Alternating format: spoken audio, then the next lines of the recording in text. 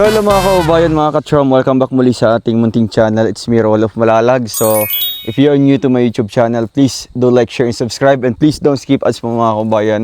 At ngayong araw na ito, kahit sobrang init ng panahon dito, no, mag-iisang buwan na po na hindi umuulan, muli nating bisitahin po dito si Rica. No? Si Rica po ang natagpuan natin dito habang naglilinis po ng kanilang taniman. Naabutan natin siya dito, nakarga-karga po yung bata, yung anak po niya. And puntahan natin sila dito, kumustahin natin ulit kasi yung mga sponsors natin nagpaabot po ng mga pang-ayuda sa atin. So si Rica, isa sa maswerteng napili natin na bigyan po mga kabayan. Kaya samahan niyo po ako, kasama si Kuya Victor na may hawak nating camera. Puntahan natin sila dito sa kanilang tinitirhan. Hopefully nandito po yung kanyang asawa, no, kasi para makausap din po natin. Grabing init oh. Dry na dry po yung lupa guys. Kawawa yung mga taniman nila. Ito yung nakaraan po na medyo lumalaki na. Pero ngayon parang oo, dilaw-dilaw na po yung dahon. Parang umiiyak po yung bata. So ayun mga kabayan, hindi na tayo papasok sa loob po ng bahay po nila kasi naabutan natin sila Rica nandito po sa ano lang po, ito sa tabing sa may gilid lang po mga kabayan. Kasama niya yung anak po niya. So, ayun po. Rica, kumusta Rica? Kumusta ka? Kilala mo pa ako? Ha? Anong pangalan ko? Lalagay ko Si? Si Roel. Roel. Kumusta ka man? Kila. Ha? Kila. Ba't nandito kayo? Mainit kasi sa loob. Mainit sa loob. Kumusta naman si baby? Okay lang. Ha? Ba't umiiyak yan? Nainitan? Mm. Oh, kawawa naman. Kumusta naman ka dito? Okay lang. Paano maging okay? Paano naging okay? Oh, nakakaon mo? Kaon. Anong konsumo nyo ngayon? Kuan, bugas. Bugas. Oo. So si mister mo ba may trabaho? Oo, nagsanggi. Nagsanggi siya? Mm. Ano yun, arawan or sariling sanggi nyo? Kuan, kanang bahin. Bahin ninyo? Balihati daw. Mm. So kumusta ang panahon dito? Grabing init no? Mga ilang linggo na, pila na kasi mana. Wa pa man nag-isa kasi man. Bago pa. Bago pa nga, puro init dire. Yun. So, anong nararamdaman mo na bumalik ako ngayon? Sa mong gibati nga nibalik ko dire sa inyo. Nalipay. Masaya ka? So, nalaman ba ni mister mo na tumulong ako sa inyo? Paano mo sinabi yun sa kanya? Akong giingnan nga. Gitabangan ko ni kanang ni Roel. So, anong sagot ni mister mo? Pasalamat ka kay gitabangan ka. Pero yung tulong ko naman dito, Rica, is para sa inyong mag-asawa, no? Sa pamilya mo. Lalo na sa kay baby. So, yung bigas ba na binigay ko, ubos na yun? So, ngayon may panibagong konsumo kayo. Na may bagong konsumo. Nakapalit mo. Na. So, ngayon, ang ginagawa mo, kapag mga ganitong oras, wala kang trabaho dito? Wala. Na may bata. May bata, no? Pero minsan ba, nakay ka ng muragi na trabaho dire, kay init? Saan mong ginabuhat? Usahay mo, sakop kong tubig dito sa ubos. Sa pinakababa? Tapos minsan, nililinisan mo yung mga garden, no? Pero halimbawa ngayon, uluwi ka yung mga tanong ng mga gulay ba? No? Dahil sa init. Hey baby. Hello. Pila to, ganun. Ilang taon na siya? Isa naka... 1 year old. Anong pangalan niya? Rachel. Rachel. Anong apelyido? Tagbay. Kagbay. Bilak. Cute eh. Nainitan siya, no? So dito na lang, medyo sariwa-sariwa pa yung hangin dito, no? Mahangin-hangin pa. Kasi sa loob ng bahay nyo, kanang init kayo? Init kayo. Grabe. Kaya pala umiiyak si baby. So ngayon, Rica, kapag uuwi mo si mister mo, anong dala nun? Anong dadalhin niya pag uwi dito? Kape. Mga kape, mga sukal, kamay, bigas. So, malaking tulong ba yung naibigay ko sa inyo nung nakaraan? Dako batog tabang? Anong ginawa mo sa pera? Gipalitan ako sa chinilas. Nasa chinilas? May chinilas ron.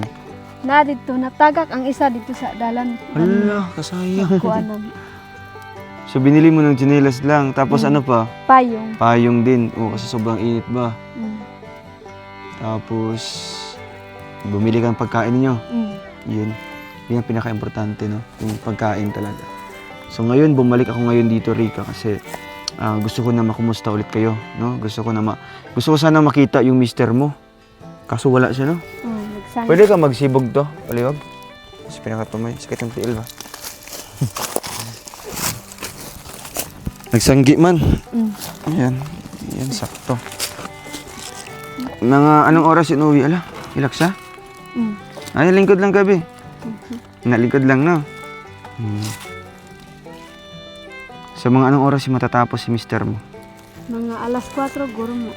Mga alas 4. Tapos isa pa, Rika, kasi may nagsabi din sa akin na si mister mo pala ay ano na pala, kumaga may edad na, no? May edad na. Mga ilang taon na si mister mo? 45. 46 na. Oo. Pero, ano yun? Ikaw, 23 ka. Oo. So, bali, almost kalahating, ano yun, yung agwat ba? Almost kalahati din yun sa edad ni mister niya. Pero sa ngayon, wala pa kayong plano na ano, kumaga, dagdagan yung anak niyo. Wala pa. Wala. Bakit? Sobrang hirap ng buhay. No? Yun dapat yung isipin mo, Rika, ha? Na kapag marami kayong anak, mahirapan kayong buhayin, di ba? Lalo na ikaw, paano mo babantayan sila? Di ba? Tapos isa pa na ultimo pagkain ninyo, hirap din, di ba? Kaya pag-isipan niyo mabuti, no? Pwede man dagdagan siguro pag lalaki na to si Rachel, di ba? Pero kapag ganyan pa, 1-year-old pa, huwag mo na kayong magdagdag ng anak pa, no? Kumbaga yan yung tinatawag na family planning, no? Pinaplanuhan yung pagpapanganak mo, yung paggawa niyo ng panibagong anak. Kasi hirap ng buhay ngayon, di ba? Ramdam ba ninyo dito? Pero minsan ba, ano yung mga pagkakataon, Rika, na masasabi mong magaan-gaan yung buhay niyo? Medyo okay ang inyong kinabuhi. Kung sa man to nga mga higayon, kapag kanang makasweldo si mister mo, mauna. Pero kung walang-wala pod, usahay ko kung night time nga wala ang pagkaon. mauna. Napoy time ka nang naami pagkaon. So kapag may pagkain kayo, feeling mo medyo okay ang kinabuhi ninyo. Pero kapag umabot naman yung crisis, halimbawa walang-wala talaga, ultimo bingala, walay ma-harvest. Wala. So, unsay may nafi-feel mo nun, yung mga ganyang pagkakataon? Unsay may mong ginawa na una? Hilak na lang ko. Hilak na lang nga. Wa may kuan gyud. Usahay kuan ko nga trabaho sa Naisip mo din na magtrabaho. Paano yung anak nyo? akong ibilin sa akong bana kay di man pod siya kuan, di pod siya mo kuan sa akong anak, di po niya awayon akong anak. Murag kuan ba, ganahan siya nga ay bata. Paano pag iiwan mo yung anak nyo kay Mr. Nemo? Paano siya makapagtrabaho? Ikaw na lang magtrabaho sa inyo, ha? Yun yung plano mo, sana, na ikaw yung magtrabaho. Kung ganun ang mangyayari, halimbawa, papayag si Mr. mo, sige, ako na magbabantay sa anak nato. Yung sapod nga trabaho, imong gustong sudlan? Kuan, kana sa balay lang, maglimpyo. Bale, katulong, ganun, kasambahay. Saan banda? Sa Davao? Paano, may mga kontak ka na doon? Wala pa. So, maghahanap ka lang? Ako sang hulaton nga magduha ka tuig ng bata. Okay. Iiwan mo na kay mister mo. Tapos ikaw magtrabaho ka na sa Davao. Ano yun? Final na decision mo na yan? Pag ganyan? Pag maabot na siya 2 ka tuig? Kano sa birthday niya? Sa April. April din. Anong date? 10. April 10. 26. April 26. Kapit 26? Next year pa. So, anong ginawa niya ng birthday niya noong 26? Bakit nasabi mo April 10? Ah, Ay mo ha? April 10 day ka? Oo. Ilang taon ka nung April 10? 22? 23? So, next year, halos magkasabay mo, no? Si mister mo, kailan birthday niya? November 26. 26 din. So, bale, next year, kapag ka mag 2 years old na si Rachel, hey baby, apir. Ape. Apir, be. Ape. Apir, be. Pa man sa mood, no? Kasi sobrang init kasi, guys. Pag magduha na sa katuig, bali, magtrabaho ka na sa Davao. Nakatry ka na ba magtrabaho din? So, anong feeling pag nandun ka na sa ginatrabahuan dyan mo ba? Ang tagaluto, tagalimpyo. Sanay ka man sa mga ganyan? Oo. Pero kanang mingaw lang ko sa akong ginikanan sa una. Syempre, Kani pamilya. kay wala pa man ni naabot. So ngayon, katong- di pa dumating dati, ano? So ngayon, mas lalong mamimiss mo kasi may anak ka na. Di ba? Ano na lang, pag ilang buwan, uwi ka dito, bibisita ka. Di ba? Alang-alang sa pangarap mo. Anong grade natapos mo, Rika? 5. Grade 5 ka? Bakit di ka na nagpatuloy? Kuan katong sa una. Murag lisod ang kinabuhi. Oo, lisod. Mahirap kasi dati, guys. Ultimo, kahit libre yung kanilang pag-aaral doon sa school, ang problema dyan is yung pagkain, baon, pambayad sa school. Doon sila nahihirapan talaga. Pero yung mga eskwelahan man diri sa una, kay libre man, di ba? Sa una di man Na may bayad? naibayad. Oh? Sa una. Anong klaseng school yun? Di, ang eskwelahan, dili. Sa Kabuling dito ay. Sa Kabuling pa. Dito man mi Unsa- nagpuyo sa una. Saan tuiga to? Nalimot. Kalimot na ka. Pero, naka-experience ka dito sa mga sa mga gera-gera? Wala. Wala na? Siguro, payapa na yata nung nakatira sila dito. Kasi daw sabi po ng mga ibang nakatira dito, itong lugar na ito, guys, ito yung kuta talaga ng mga rebelde dati, no? Usually kasi, guys, itong Bukidnon is mountainous area po yung lugar.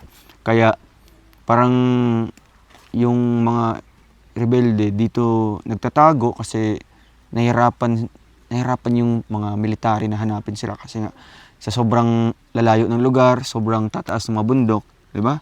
Pero naka-encounter man kung ginana sa una, wala man. Wala po. So payapa na siguro nung nakatira sila dito. Di ba? So ngayon, Rika, pag uwi ni mister mo ngayon, expected talaga na may dalang pagkain yun? Wala pa? Wala pa. Pero naman may bugas di man? Naa pa. Mga ilang saingan na yan? Mga pila na kalong agan? Tulo na lang siguro. Tulo na lang. Alam mo, Rika, di ba nag-vlog tayo nung una? Maraming naka-appreciate sa sa beauty mo. Naintindihan mo yun? Marami ang nagwapahan sa imuha ba? Ano masabi mo sa kanila? Salamat. Totoo yung ngipin mo? Grabe, napakaganda ng ngipin. Pakita tayo yung ngipin. Tingin ka doon. O, di ba? Oo. Di ba? Grabe. Napaka-authentic po ng kanilang mukha ba? No? So, si mama mo, dito din nakatira. Bakit wala kang mga kapitbahay dito? Ano, wala mo yung mga silingan? Yung sabi mo dati na ayaw ni mister mo na dagag mga... Diyan sila hilig kuan. Di sila hilig. Akong bana kay hilig man og kanang diri sa kuan. Way saba. Gusto talaga ni mister mo dito sa Kahal magtira para walang ingay. No? Pero kung papipiliin ka doon sa sentro, sa barangay banda, okay lang sa inyo, ha? Ganan ta ko nga na ang balay sa kuan dito sa. Pero ang gusto ni mister mo dito. Wa man pud may balay dito. Dito lang yung lupa ni mister mo. Grabe, guys. So, ayun, meron din akong dala ditong panibagong tulong, Rika, no? Sana makatulong to sa inyo ng malaki. Diba? So, ito po ay galing po sa mga sponsors natin. From Tito Tesunga, may pabigas pa siya, guys, itong tag 5 kilos. And itong groceries galing po sa ating Trom Ilocano of USA. No, thank you kay Agilang Bukid. Support natin yung channel niya, guys. Ito, Rika, panibagong blessings na naman, ha. At ito pa. Oh, groceries yan. Mga tinapa, quick chow, tapos biskwit at kape, kamay, sabon, shampoo.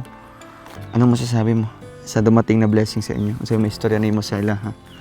Daghan kay salamat nga nay nang naghatag sa amo og kuan kanang pagkaon ug kanang grocery. Kay lisod kay dire sa amo. Bisa kay mga 20 di man kita. Hindi mo kita, ano? Grabe. Dugay kuan na. So kahit 20 pesos daw po hirap dito, guys. No? So ano sa may ginabuhat ninyo, anak, kung na may paliton nga mga importante? Ang unahon namo kanang asin ug bitsin, Sinbitsin lang. bugas dayon na sudan. So kahit di na mapalit ang inyong gusto, kahit tsinelas, wala na, di na makapalit. Basta mabiling nyo lang ang asin, bitsin, asukal, tapos bigas, kape. Grabe, ano? Si Mr. ba, pag matatapos yun sa trabaho niya, magkano yung kinikita niya? Depende kung Mabot mag 5,000? ay Dili wala. man. Wala ra oy. Nabay sweldo diri abot 5,000, wala. Walang aabot ng 5,000 dito na sweldo. Magkano yung minimum, ay yung pinaka-maximum, pinakataas na sweldo? 300 isa 300? ka adlaw. Grabe, guys. Ibang-iba talaga, no, kapag ano ba, nandito lang sa bundok, less opportunity. Pero ang nakaka-advantage man dito, guys, kahit magtatanim ka lang dyan sa bakuran nyo, mabubuhay ka na, di ba? Kasi yung mga taniman dito, libre lang, wag lang nakawin. Wala, may mga kawatan dito pag magakuha. Usahay na ay mga Ano? saging. Ay, Dili saging. bantayan. Grabe, guys. Pati yung mga saging pala na tanim po nila, no? Kinukuha din ng iba. Masa na ka nang gipanidaan nila. Unsa man sila mangawat pag gabi, Gabi. Pagbuntag, di pa sila mga pangawat. Dili kay namiga. Nasakpan man sila, no? Ano yung mga tanim ni mister mo? Mga saging dito? Saging kanang mais. Mais pod. Unsa man ang mais, ha? Kung ana inyong konsumo ninyo na. Oh, usahay ang konsumo. Usahay po di baligya. Baligya pod pag walang wala na, no? So ito Rosalind, ito Rica. Malaking bagay ito kasi nga kung bibilhin niyo yung ikape, no, halimbawa ito bibilhin niyo sa baba. Ang halaga nito 98. So ang 98, pila pa naka-oras niyo trabahoon. Dugay-dugay pod. Dugay. Kaya ang isa ka adlaw 300 man, no? So hirap talaga. Wala kayong, kumbaga, kung gustuhin man nilang bumili, wala kay kwarta ron. Wala. Sabay tanong mo. Ano yan, maghintay ka pa ni mister mo na ganun. Sige lang, no? Ang importante dito, Rica, marangal yung trabaho ninyo. Ibig sabihin sa marangal, limpyo ba? Dili ko dautan yung trabaho. Dili kinawat. Dili kinawat. Ano importante. Bisa maginagmay og kita, ang importante, mabuhi mo. No? Makasulbad sa inyong kagutom. Diba? Sobrang lalim po na Bisaya yun, guys. Sabi ko po kanina, guys, kahit kukunti lang yung sinasahod ni mister niya, ang importante po, makakain po sila 3 beses sa isang araw or mas higit pa na may pa-snacks pa, guys. So yun, naisip kong bisitahin po sila Rica dito kasi alam ko yung buhay nila, no? Alam ko yung status nila, alam ko yung pakiramdam na talagang walang-wala, no? Kagaya dito, nag-iisang bahay lang po. Yung pinaka-kapitbahay pa nila, almost 3 kilometers yata yung pagitan bago mapuntahan yung pinakabahay talaga. 'Di ba? So ngayon, dito lang kayo mag-i-stay sa bahay niyo ngayon. Oo. Di mo manglakaw, di mo magkuan. Dili. So may ibibigay ako sa inyo dito, Rica, pandagdag, ha. Ito. So galing to sa ating sponsor din po, no. From Quezon City. Yan, kay Mami at Daddy, maraming salamat po. Rica, dagdag mo yan, ha. Salamat kay sir. Ayan, tago mo na yan para ilagay mo yan. Anong bibilhin mo dyan? Sudan. Bili ka naman ulit ng tsinelas. Ay, di na. Ay, di na. Okay, kasi mahulog na po, no? Yan, pag mag 2 years old siya. Ang cute pati ng pangalan niya, di ba? So, siguro pag mag-birthday siya po, ano may diri, ha? Mga tumi, ha? Wa may handa. Ha? Ay, okay raw, anda. Importante na isaging. Ha? Mm. Sige. Di na siguro yung magdugay, ha? Okay, Salamat, huling mensahe mo. Galing din sa mga, ano natin, sa tita and tito na nagbigay ng blessings. Salamat kayo sa kwarta ihatag ni Pandagdag pambili ng ulam, no? Sudan. Baby, babay na. Lakaw na, me. Bye-bye. Babay na. Bye. Wala pa rin sa mood, oh. Kagagaling na po kasi sa iyak niya, guys. Sorry ka, lakaw sa miya. Salamat. So guys, maraming salamat po ng una po sa ating Panginoong Diyos na nakabalik tayo muli dito sa lugar nila. Pangalawa, yung mga sponsors natin. Ang Trom Ilocano of USA, maraming salamat po. Siyempre kay Tita Tesunga, kay Mami and Daddy from Quezon City, maraming salamat po.